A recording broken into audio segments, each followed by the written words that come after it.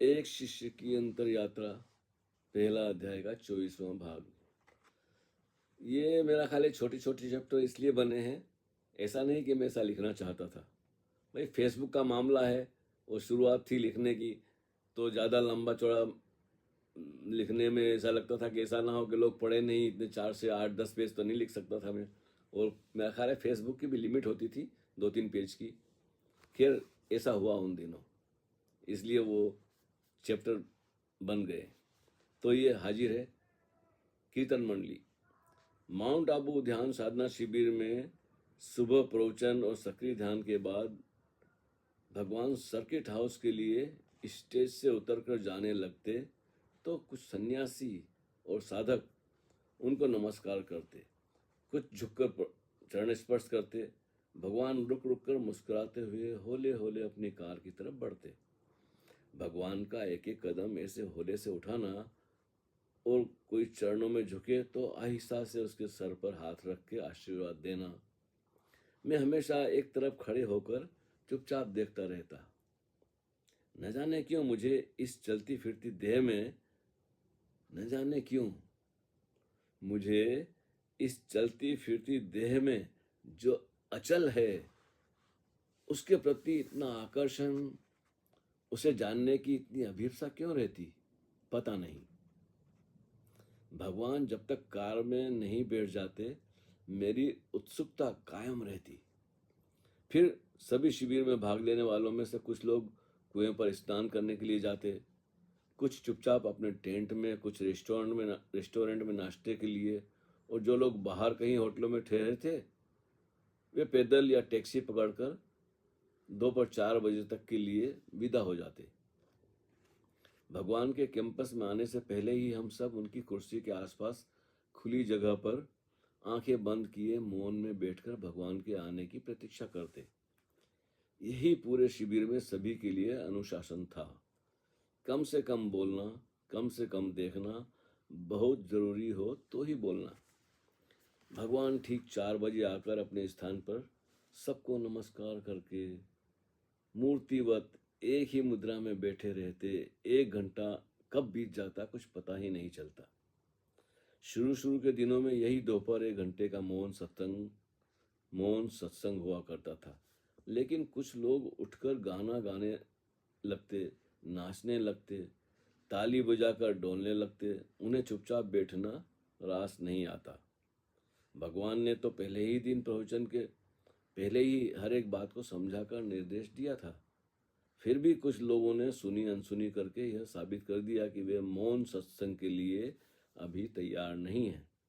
यह सब जानकर भगवान ने इस 1 घंटे को भी संगीत के साथ नृत्य ध्यान के रूप में बदल दिया और आधे घंटे खूब नाचने के बाद मौन में बैठना या स्थिर खड़े रहने के लिए कहा।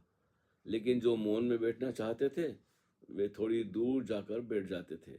इसी बीच कुछ लोग भगवान से मिलने और संन्यास लेने सर्किट हाउस जाते। शिविर समाप्ति के 2 दिन पहले मैं भी भगवान से मिलने सर्किट हाउस पहुंच गया। माँ योग तरु एक एक व्यक्ति को अकेले ही भगवान के पास भेजती। जब वह बाहर आ जाता तो फिर दूसरे को कहती अब तुम जाओ। मैं शर्माते हुए भगवान के पास जाकर चरण स्पर्श करके बैठ गया। समझ में नहीं आ रहा था कि क्या कहूँ, तो भगवान ने ही पूछ लिया, हाँ वेदांत, अब क्या इरादा है? मैंने कहा मुझे भी कीर्तन मंडली के साथ भेज दीजिए। तो भगवान ने कहा ठीक है, मैं नरेंद्र से कह देता हूँ, तुम कल उससे मिल लेना। यह सुनकर मुझ में खुशी की लहर दौड़ गई। मुझे माँ योग प्रेम ने 2-3 दिन पहले से ही बात बात में बताया था कि एक और नई कीर्तन मंडली बन रही है, तुम कहाँ हो? मैंने कहा अब तक तो मुंबई में ही था, पर अब पता नहीं क्या करूँगा। माँ योग प्रेम गुजरात के आजोर आश्रम में माँ आनंद मधु की सेक्रेटरी रह चुकी है। गुजरात का आश्रम बंद होने के बाद से भगवान ने माँ योग प्रेम को भी मुंबई में महिपाल जी के घर पर रहने की व्यवस्था करवा दी थी। माउंट आबू से अब एक और कीर्तन मंडली गुजरात भ्रमण पर निकलने वाली है। जो सन्यासी इसमें शामिल होने वाले हैं उन सबको सुबह बस स्टैंड पर मिलना था। मैं भी ठीक समय पर बस स्टैंड पहुंच गया। मेरे पहले ही वहां 20-25 सन्यासियों का ग्रुप झोली झंडा अपना अपना सामान लिए माँ योग प्रेम और स्वामी नरेंद्र बोधिसत्व का इंतजार कर रहा था। अचानक मुझे स्वामी दिनेश भारती की आवाज सुनाई दी। मैंने मुड़कर पीछे की तरफ देखा तो वे पान की दुकान पर किसी से बातें कर रहे थे। मैं उनके पास गया तो बोले, मैं नरेंद्र बोधिसत्व से और माँ योग प्रेम से मिलने आया हूँ। इतने में स्वामी योगोत्तम भारती और राम रहीम गुणातीत सरस्वती भी आ गए और पता चला कि ये सब भी कीर्तन मंडली में शामिल हैं। बहुत दिनों के बिछड़े फिर से मिल गए। इतना ही नहीं, कुछ यूरोप और अमेरिका के सन्यासियों को भी भगवान ने कीर्तन मंडली में शामिल होने के लिए भेजा है। कुछ 25-26 सन्यासियों की मंडली के लिए टिकट खरीदे गए। सब एक साथ बस में बैठकर आबू रोड रेलवे स्टेशन से ट्रेन पकड़ने के लिए रवाना हुए। कौन कौन से शहर में, गांव में, कब, कितने दिनों के लिए जाना है, इस कार्यक्रम की पूरी रूपरेखा माँ योग प्रेम के पास पहले से ही उनकी डायरी में लिखी हुई थी। हम में से किसी को भी पता नहीं होता कि अब मेहसाणा के बाद कहाँ जाना है। ये बात वो सिर्फ उन्हीं को पता होती थी। बाकी सब लोगों को पता नहीं कि यहाँ कितने दिन रुकेंगे, कहाँ जाएंगे। ये बड़ा अजीब से माहौल था उन दिनों। नए नए सन्यासियों का सब गांव गांव घूमना। तो आगे का भी कीर्तन मंडली और भारत भ्रमण, ये 25वां भाग है। नहीं, पहले भाग का 25वां अध्याय। ओशो को उस वक्त सारी दुनिया में उनको चाहने वाले और उनके विरोधी भी भगवान के नाम से जानते थे। भारत भ्रमण पर भगवान की 2 कीर्तन मंडलियां उस वक्त निकल चुकी थी। एक पंजाब के शहरों और गांवों में घूम घूम कर प्रोग्राम कर रही थी और दूसरी गुजरात में, जिसमें देश और विदेश के सन्यासी मिलकर भरे बाजार में सड़कों पर 1.5-2 घंटे सुबह शाम संगीत के साथ खूब नाचते गाते और प्रेम की मस्ती में कीर्तन भजन करते और हंस हंस कर नए सन्यास के आगमन की खबर से सभी को अवगत कराते। जिस हरे कृष्णा वाले नहीं सब जगह नाचते गाते हैं, वैसे हम भी रजनीश आए, आनंद लाए और 2-4 भजन थे, गोविंद बोलो, हरि गोपाल बोलो, अभी भी चल रहे हैं सब वैसे के वैसे ही। और भगवान की हिंदी, गुजराती और अंग्रेजी पुस्तकों को भी हम घूम घूम कर बेचते थे। वहाँ की लाइब्रेरी और विद्यालयों में भी साहित्य पहुँचाते। मुझे जिस कीर्तन मंडली में भगवान ने भेजा वो गुजरात के शहरों और गांवों में घूम रही है। हमें पता ही नहीं होता कि 3 या 4 दिन बाद हम किस शहर या गांव में होंगे।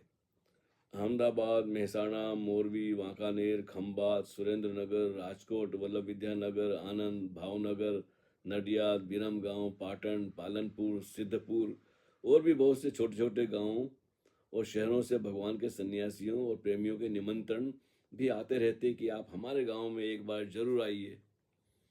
हम सब मिलकर जो प्रोग्राम करते उसमें भगवान श्री रजनीश के टेप प्रवचन के सुनाने के बाद वहाँ के लोगों के प्रश्नों के जवाब माँ योग प्रेम और स्वामी नरेंद्र बोधिसत्व देते। कई शहरों के अखबार वाले भी आ जाते और संगत असंगत उल्टे सीधे कई तरह के प्रश्न पूछते।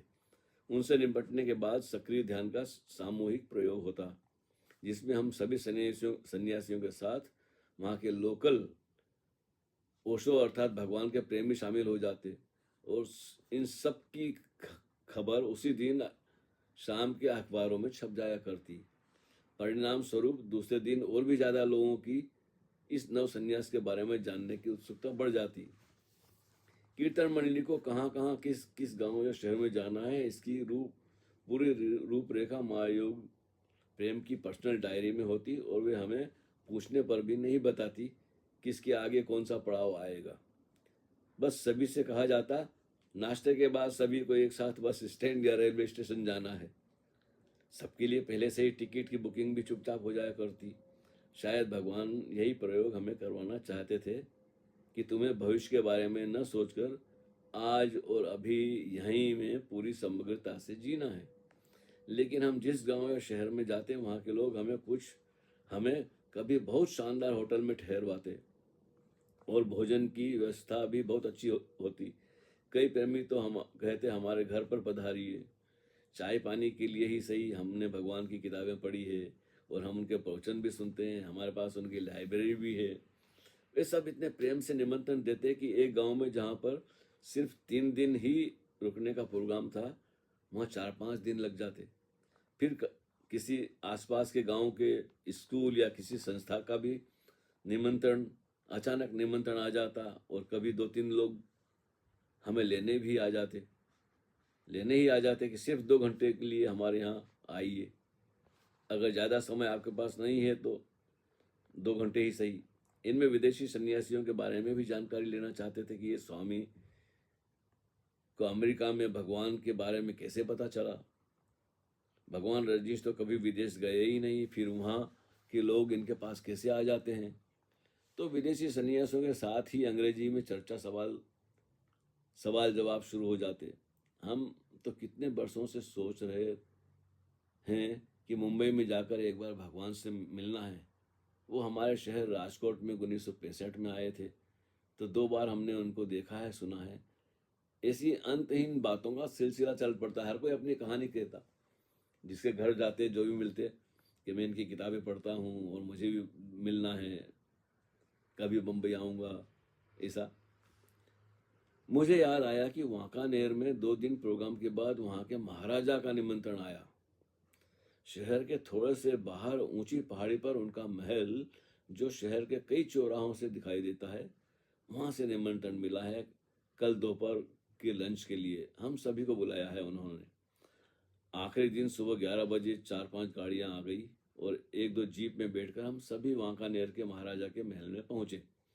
बहुत शाही ढंग से उन्होंने सभी सन्यासियों का द्वार पर स्वागत किया, पूरा महल दिखाया और बरसों का इतिहास उनके महल के दीवान खाने की दीवारों पर चित्रों, मूर्तियों और कई कलात्मक वस्तुओं के संग्रह से सुसज्जित था। यह महल काफी ऊंचाई पर था, जहां से पूरा शहर ही नहीं, शहर के बाहर भी दूर दूर तक दिखाई देता था। शाही ढंग से राजघराने की रस्म रिवाज के अनुसार फूल मालाओं, तिलक टीकों की आरती के बाद बातचीत हुई, भोजन हुआ और जल्दी से 4 बज गए। फिर चाय पीकर ही हमें छोड़ने के लिए वे बाहर तक आए। कहने का तात्पर्य यही है कि भगवान के विरोधी बहुत कम और उनके प्रेमियों की संख्या पूरे गुजरात में बहुत ज्यादा दिखाई दी। हम जहां भी जाते सोचते यह तो छोटा सा गांव है, यहाँ क्यों आ गए। पर वहां भी हमें लेने के लिए ढोलक बजाते हुए गांव के लोग फूल मालाएं लिए आ जाते। विरोध तो सिर्फ अखबारों में पढ़ने को मिलता, लेकिन लोगों के दिलों में, उनकी आंखों में हमने भगवान के लिए और उनके सन्यासियों के लिए बहुत प्यार ही प्यार पाया है। तो लीजिए जी, ये हो गया 25वां भी। तो अब 26वां एक ही पेज है शायद, हाँ एक ही पेज है 26वां। तो 26वां भी निपटा लेते हैं। पुराने सन्यासी। पंजाब में भ्रमण कर रही कीर्तन मंडली बद्रीनाथ के शिखर से लेकर पंजाब के छोटे छोटे गांवों और शहरों में भी नाचते नाचते, उत्सव मनाते हुए भगवान श्री रजनीश के 9 सन्यासियों के देशी और विदेशी मित्रों को साथ लेकर 2-3 वर्षों से घूम रही है। ऊपर के फोटो में ओशो के पुराने सन्यासी, लंबे बालों में स्वामी आनंद तीर्थ, स्वामी शिवानंद भारती सर झुकाए हुए। अब ये पुरानी फोटो है।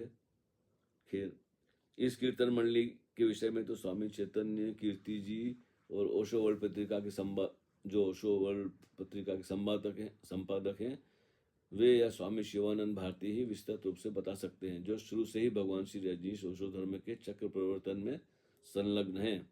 मुझे इतना याद है कि बाद में मां आनंद मधु स्वामी चैतन्य भारती को इसकी जिम्मेदारी सौंपकर पूना के आश्रम में भगवान श्री से सन 1974 की गुरु पूर्णिमा पर मिलने आई थी और उसके बाद वे 12 वर्षों तक मौन साधना के लिए ऋषिकेश के एक गुजराती आश्रम में स्थायी रूप से रहने लगी और अभी वहीं पर हैं। अब तो वो भी गुजर गई हैं, 2-3-4 साल पहले की बात है, मैं वहाँ मौजूद था। ये 2020 की बात है। फिर तो काफ़ी मिलना रहा मैं उनसे। खैर, आश्रम, हाँ, एक गुजराती आश्रम में स्थायी रूप से रहने लगी 1974 के बाद, और अभी भी वहीं पर है। ऐसा इस मैंने लिखा था, किताब लिखा था तब, वो वहीं रहती। मैं देहरादून जाता हूँ तो माँ दिव्य गंधा और माँ अमृत मुक्ति के साथ उनके दर्शन के लिए उनसे मिलने जरूर जाता रहता हूँ पिछले 19 वर्षों से। बाद में स्वामी चैतन्य भारती जी को भगवान ने केन्या, अफ्रीका भेज दिया था, यह भी सुनने में आया था। फिर स्वामी विराग अमृत इस कीर्तन मंडली को लेकर पूरे भारत भ्रमण करते रहे। सन 1976 में भारत में इमरजेंसी लागू हो जाने के कारण इस कीर्तन मंडली के सभी सन्यासियों को भगवान ने पूना के आश्रम में बुला लिया था।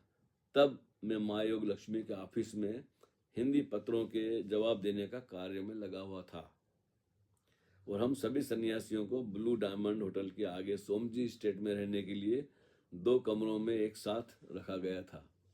सोमजी स्टेट में हम रहे।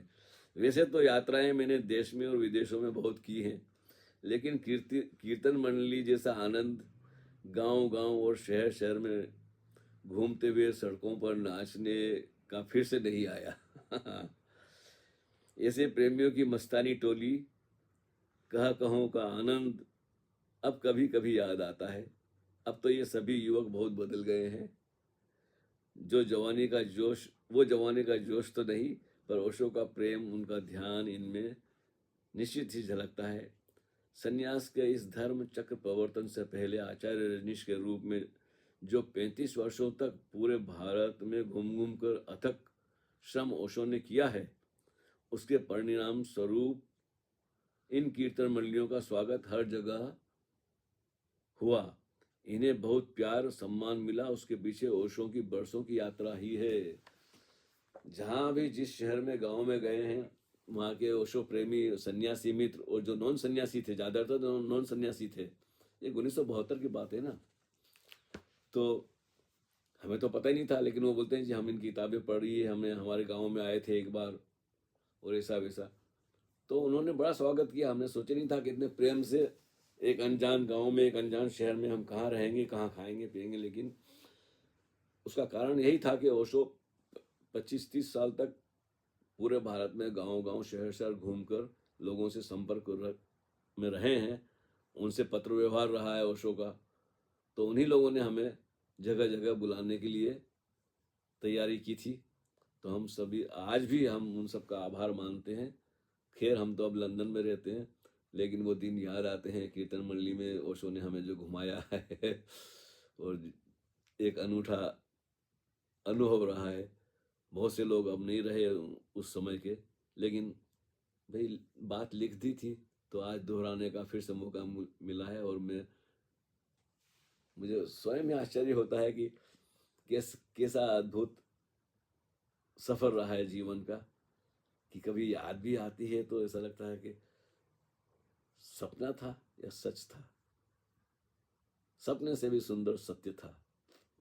चलो, हरि ओम तत्सत। आगे फिर मिलते हैं।